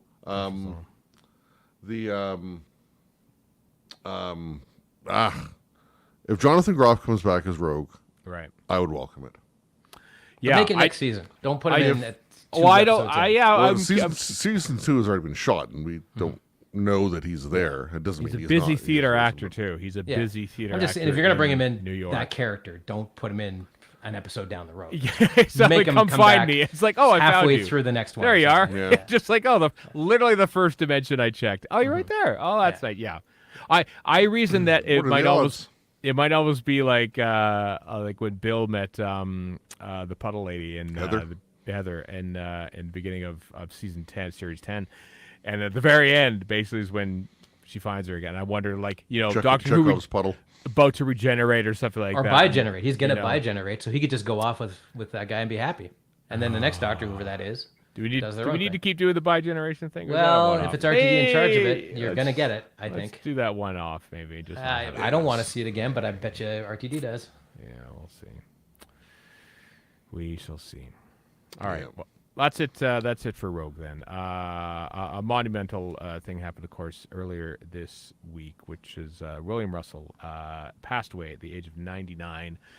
William Russell, Ian Chesterton in Doctor Who way back when, let's face it, Doctor Who's first leading man. He was there to do the heavy lifting in Doctor Who. He was the Riker, is what he was. He was the Riker. He was Well, absolutely Riker was Riker. the Russell, is more accurate. Yeah, but no, that's a very good analogy, in that he was basically the one who did all the, the action stuff. It just looking at his character, when in season 1, when all the regulars got holidays, and they would write them out for 2 episodes at a time. And, William Hartnell just goes off, no pre-film stuff at all. Jacqueline Hill goes off in the sense writes no pre-film stuff. They filmed 2 special scenes of Susan for the Aztecs. But then William Russell departs for 2 episodes of The Reign of Terror, and he's in so much of it. They pre-film so much because the story would not go anywhere without William Russell being there, because that's the titan that he was in that show. He was a star beforehand in Yeah, what was he in before it? I have no idea. yeah, well, he was in the Lancelot Lancelot's- show. Yeah. Oh, right. Yeah. Which he's a TV star. There's the great shot of him sitting on the horse with a pipe. That they're taking for publicity photos, which I thought was kind of cool and stuff. But And his star turn in The Great Escape. The Great Escape, he was in right around the same time that they were shooting Doctor Who. Basically, I think it's probably when that's, or just before, actually, probably. But which was great. Ian was great, and William Russell was great as Ian. He just seemed like, just unflappable. Like, there's various actors who do, you could tell when they're flubbing and stuff, and I just feel like William Russell never really, like, it was just like he was so solid and dependable. Well, and likable. You look at him in contrast to William Hartnell, and you got the legend of the Billy Fluff, and Hartnell messing up his lines quite often, whatever. And if William Russell ever did that, you wouldn't know. Like the you show could would not collapse. tell. Yeah, he was. As you say, he was dependable. He learned his lines. Yeah. He was a proper pro. And and he was in Superman. Yeah, That's right. Thanks, I didn't Gary. know that until Steven told me about a year ago. Yeah. And I loved that movie so much, and I Yeah. had no idea. yeah, I think a lot of the scenes were edited out just for, not because he was bad or anything, just because the story. You see it very briefly when the thing's about to He's on what, the Kryptonian Council or something? Yeah, like he's that? one of those guys. Yeah, in one of the financial protection Guilty. outfits. he's not one of the guys that's guilty. I don't think. No, he is. He was also in. He was one of the. Which was it now? He was in Sapphire and Steel, I think, too. The one written by Don Houghton. I think he was in that. He was in Robin of Sherwood. He was in He's in Coronation Street, of course, later on in life. Well, you're contractually obligated as a British actor to be in. That's Coronation true. Street. And of course, the great. Him and Barbara, of course. Him and Jacqueline Hill had a great. And the Romans. We always like sort of. I mean, talking about shipping earlier on this episode. Oh, yeah. Ian and Barbara have been shipped to high heaven. Well- It's what's fascinating though is they're actors obviously, and like they basically never saw each other again after they left Doctor Who. Like we like to think of Ian and Barbara running off and like at the end of The Chase and everything like that, London 1965. But they're actors and like they never really saw each other again because they never did the convention circuit. Jacqueline Hill did one convention. William Russell started doing them later in life and stuff like that. Probably after Well, Jacqueline Hill died. the convention circuit wasn't really A thing. a at the thing time, yeah. at that point. No, well in the UK like Panopticon and stuff like that. That's the only one that Jacqueline Hill ever did. But Yeah, but I mean, it wasn't happening in the mid '60s. yeah, I no. saw No, I somebody- mean like in the 80s. That's what I mean. I saw somebody comment online about how when Twitch started doing all the old stuff in order, this person said, I was a little worried the kids would not get what was going on. But within seconds of Ian and Barbara showing up, they're shipping the living hell out of them. And this is like, I don't know, 15-year-olds, like just watching old crappy 60s Doctor Who and going, oh, these two are doing it. Like, it's kind of inspiring in a way. It's like, would we have done it at 15? No, we would have not. We wouldn't have the facility to do it. And as you mentioned, the progenitor of a meme with London 1965. Yeah. That was just a great little thing about the old Doctor Who being rediscovered by an entirely new generation and them just running with it in their own way. Yeah. Which is awesome. and loving it. Yeah. Yeah, that whole Twitch Doctor Who thing, which what is that? 2018, 2017? I don't remember what it was. Before, now. it would have been perfect Definitely to happen pre-COVID. during the pandemic. Oh yeah, but that was such a. I think it was like such a renaissance for classic Who, and specifically for for the first 1960s Doctor, here. yeah, for sure. For that, and Ian Barbara, he was a man of action too. Like he, doing all the fight scenes and stuff. Like we said, he was just that type of actor that just knew. He's one of those actors that knew how to sword fight. That was one of the things you did when you were an actor in those days, a male actor especially. Ride you a horse, learned how to fight, play with ride a sword, horses, etc., etc. Probably be in drag for some reason. I don't know. It's the 60s. Yeah, it's. He was just so dependable. There was I want to say it was somewhere around the anniversary last year, and I think it was the One Show. His son Alfred Enoch was on there as a Right. as a guest, and Alfred Enoch having come to fame through Harry Potter. But Oh, that's why I never heard of him. Well, he's also in at least some spoilers, but he's also in Foundation as well. Is he? Yeah, Who is he in that? first 2 episodes of Foundation. Okay. I've only watched the first 3, I but he's probably in the recognize first him if I 2. saw him. he is too. Yeah. Yeah. Anyway, the host of the show talked to Alfred about his dad, or maybe Alfred brought it up. I can't remember, but he was like, just so proud of him having been one of the originals on Doctor Who and whatnot. I looked it up. Alfred Enoch is 35. Yeah, Which right. means Wow. I knew William Russell was not a young man when Alfred was born, but Yeah. he's 64. 64 years old when he Oh, well. yeah. William Russell, baby. Which was May 2018. 2018 is when that was. It's that far back. Yeah, It's weird. way back when. Yeah, on dude, we live in the past though. Yeah, no, RFS. Speaking of Some of us more than others, Chris. speaking of the Possibly. past, I had the great honor of interviewing William Russell back in Yes. RFS Chatterton, love it. 298, I think it was. Yeah, he had 298, he had wore one ribbon at the Gallifrey 2012 when he was there at Chatterton. That said, That's pretty exclamation great. point. Yeah. And I have distinct memories of like we'd always talk about who should be in on what interview and whatever, and you and Ken from Podshock ended up kind of doing it jointly. Yeah. And Warren and I are like, yep, that's how it should be. Like, Yeah. just Yeah, we'll happily step back. You don't need to dogpile a 90-year-old man. There was I missed. I was doing another thing at the time, but his second appearance at Gallifrey 1 was in 2019, and Deb Stanish did a wonderful interview with him. It's just like it was so caring because he was getting on, but she was just very kind and gentle with him and just coaxing the memories out of him and stuff like that, and the love in the room for him is.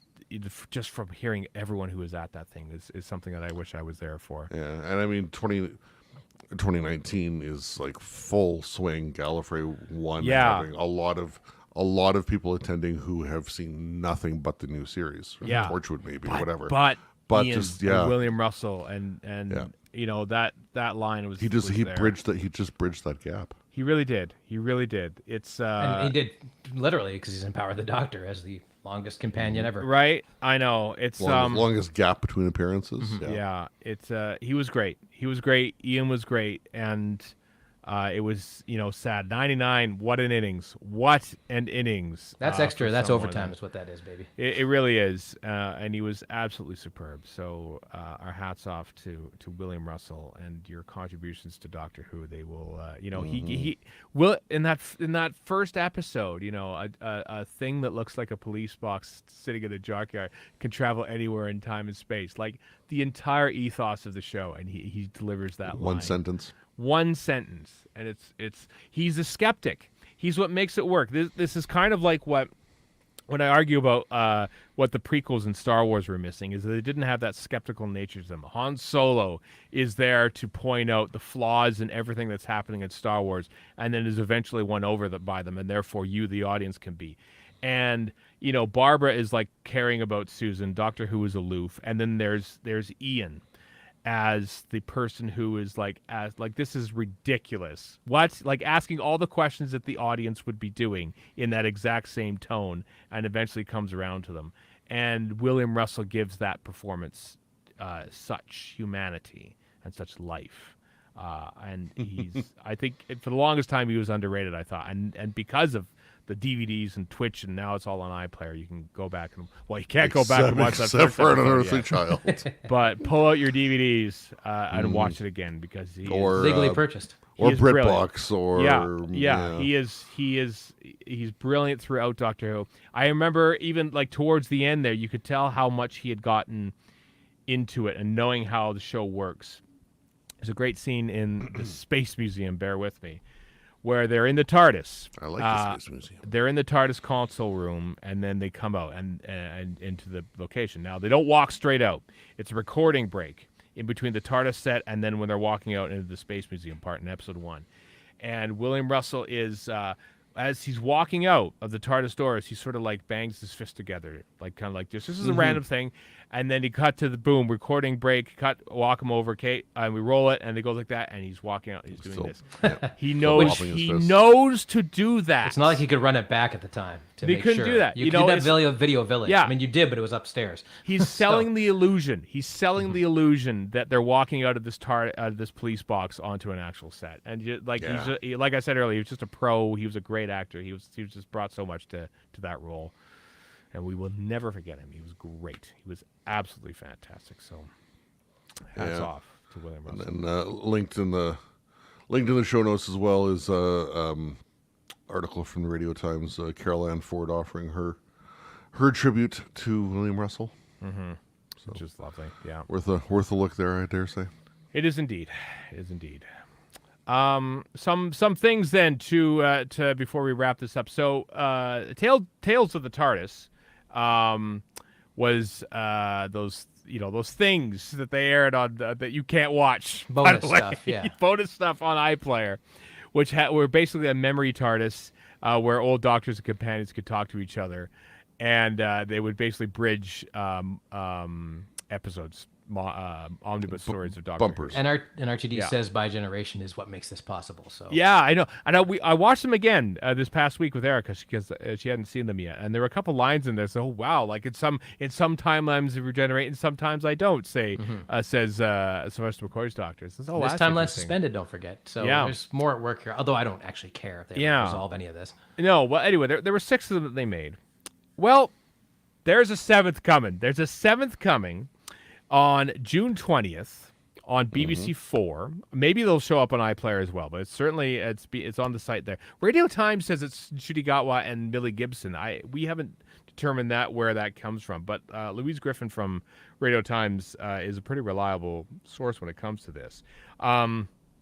We will say that in one of the trailers, I don't have the image up here now, but in one of the trailers, when you see Ncuti Gatwa's doctor sort of kneeling down and screaming out of the TARDIS into the void. TARDIS is in space. Doors are wide open. Right. You can see some Mel behind his left. Well, you could see in the first version of that trailer, you could see it was basically just the current TARDIS. If you're watching on Zoom, the one that I've got in his TARDIS in the background. But I think now it looks like what they've done is basically patch that in to avoid spoilers because there's another trailer on Disney Plus. If you go to Disney Plus and play the trailer for Doctor Who, minute 26, that's where it is. Minute 26 in behind him is Mel and possibly someone else. And the there's definitely TARDIS. somebody else. It just cuts away too fast. Yeah, we for can't us. tell who it is. I know. Mel's for sure. I know. Could Not be my Ruby, point. but we're not sure. my point. And in behind is the memory TARDIS. Yeah. From Tales of the TARDIS. So it's a minute. 16 an hour 16 minutes is what this is. We don't know what it's going to be. Is it a class? Is it going to be Mel and the Doctor talking about Delta and the Bannermen? Is that what this is going to be? It's like what are we? Is it going to be Dragonfire? Or as I hope, an hour of them talking about Kangs. But if it's in the trailer, that means the memory Kangs TARDIS is going to show up in Show Prime. Yeah, somehow it is somehow, which is weird because the Tales of the TARDIS is only an iPlayer thing, and it's not on Disney Plus. But they can just explain what it is in 2 seconds. None of the 6 that came out last year were on TV. As you say, it was an iPlayer exclusive. Yeah. But this being on BBC 4. Or BBC 4 makes it tie into whatever this actual show stuff is. Does it make it more important, more elevated?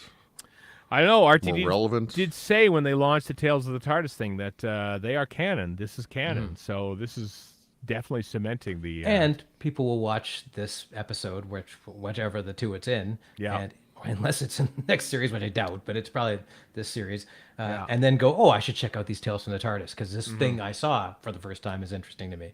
Yeah. Yeah, we'll see.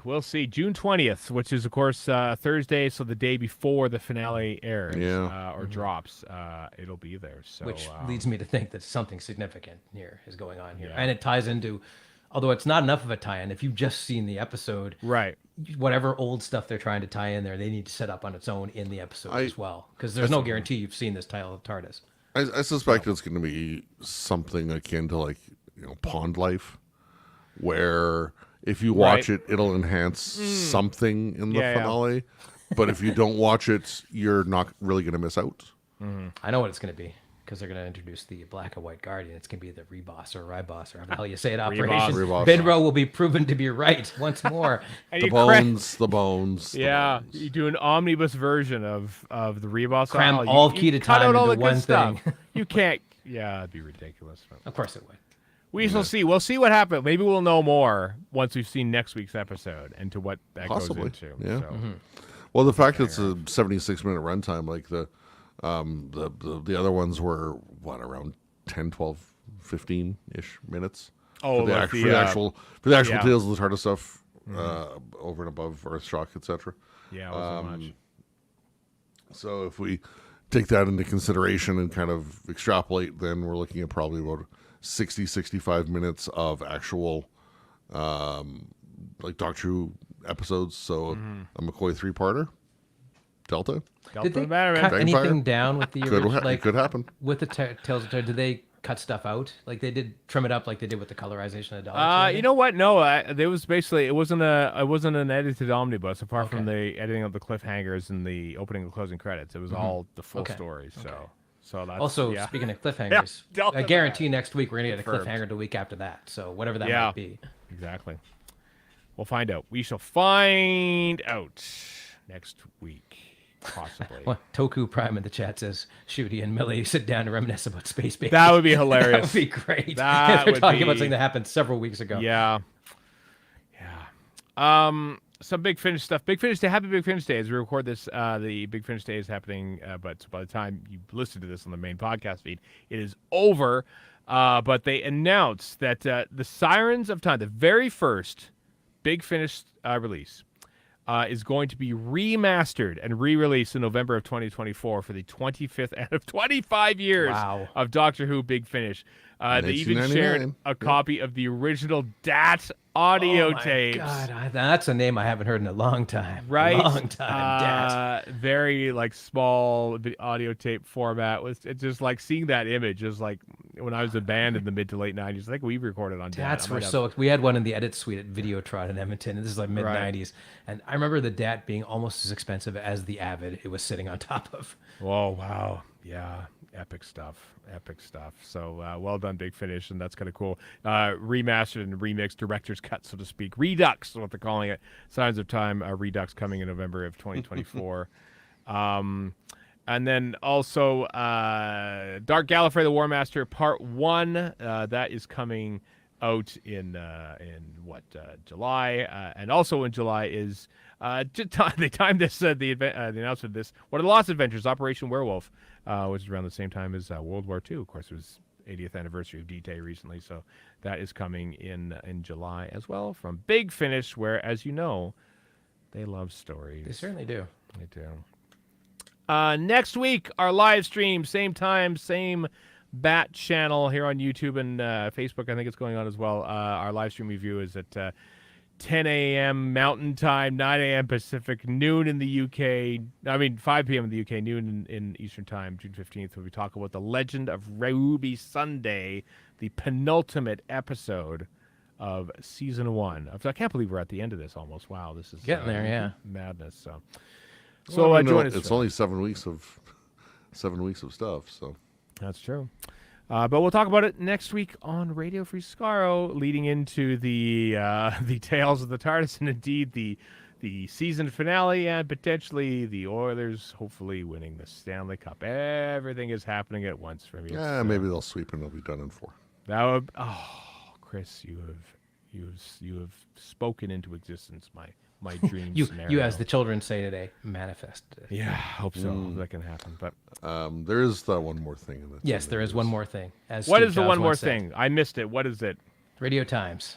What about Us. the Radio Times? Listing RFS and the Memory Cheats as one of the best Doctor Who podcasts. Oh, that two, thing. I guess. As 2 of 8. That thing, yeah. I'm sure they went to say find some Doctor Who podcasts to talk about, and then give them arbitrary categories to say that they're what they're best in, and then I read their blurb and I was like, I wrote most of this blurb. Yeah, They just and then took it from our description. they 100% did. Which is fine, so- whatever. Like, I'm not complaining or anything, but I Yeah. was like, well, these words look all familiar because they're from my brain. That's true. Thankfully, it went a little beyond that and put A little some- bit, yeah, but they put some definitely other did stuff in there. Copy but and that, paste some like descriptions. and it was also not just our description. I think it was copied and Mm-hmm. and From a pasted. recent episode, direct Having- direct write up. Yeah. And I was going to scroll down. I got to find it here. One of the other listed podcasts, the Doctor Who Big Blue Box podcast, with the blurb saying with a huge 428 episode podcast. Amateurs. Rank amateurs. You certainly won't be short of Doctor Who chatter to listen to. Well, this was 964. 964. Yeah. That's Yeah, what it says we're on the wrap- clapperboard, yeah. We are wrapping up 964 right now. So Yeah. They're still in their infancy at 400 odd. Isn't that nice? As we I know. act like condescending jerks. I know. Dana Carvey time. Isn't that special? Well done. Nice callback. That's from the 90s, Warren. That's from I'm the aware 90s. of that. I know. You're incapable of anything else.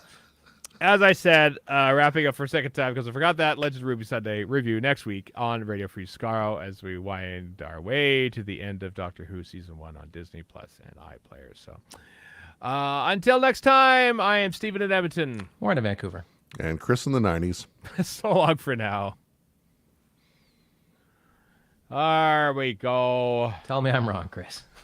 Yeah, that's a long. Why don't we talk for like almost 2 hours? For God's Well, sake? 16 minutes of that is just banter. Yeah, it's an Oh, hour I and a know half. that. An hour and a half. But still. Yeah. I forgot to plug in my phone, which I use on my camera, and they got a little warning saying, "Oh, you only got 20% battery left." Oh my God! So, but that's fine. Thanks, live stream. Hope you enjoy all of that nonsense. Talk and stuff. Hope you enjoyed the episode. Just one quick remark to something Kieran said in the chat about Space Museum and the whole they're not leaving footprints, blowing his mind at the age of 5. Right. I was a little older than 5 when I saw it, but that blew my mind as well. As I will say, given the chance, I'm very much a fan of high concept stuff when it comes to sci-fi things, and that first episode of Space Museum covers a litany of sins of the rest of the story because it is so good. Yeah, it's good stuff. So good. All of same as the censor rates too. Mervyn Pinfield directed great first episodes of Doctor Who, and then the rest of them were terrible. But he didn't write them, so it's on his fault, right? Tell me what you really think about Richard Martin, though. I really don't like Richard Martin as a director. What? This comes as complete news to me. Kieran Hyman probably had to deal with that when he was colorizing the Daleks. Thanks for joining us, Kieran. At the 60-minute mark, thinking, we were only halfway there. We were only halfway there. All right. We should waste no more of your time, folks. Thanks for tuning in and checking us out. And tune in next week. And thanks for sticking with us for God knows how long. 100 or an hour, 106 minutes, Yeah, or true. whatever it was. All right, then. Bye, everyone. Bye. Toodles.